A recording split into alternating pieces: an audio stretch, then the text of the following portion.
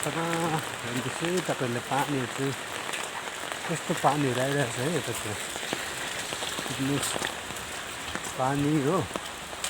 अब के भन्नु होइन अब 2 तारिकदेखि नानीहरूको स्कुल लाग्छ भने त पानी कस्तो पर्दैछ हो।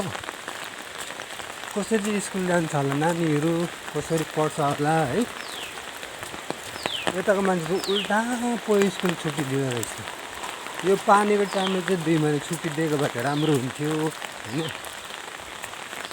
तर अस्ति 2 महिना छुट्टी, अब भोलि लास्ट हो, भोलि होइन आज लास्ट हो।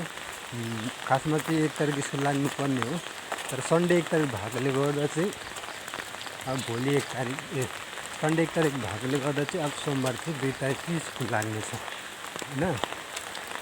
अन्त आर्ट क्लास चाहिँ के भन्दाखेरि अब यस्तो पानी झरीमा चाहिँ नानीहरूलाई टाढोबाट आउनेहरूलाई चाहिँ कस्तो चाहिँ अब दिक्कत हुन्छ होला होइन।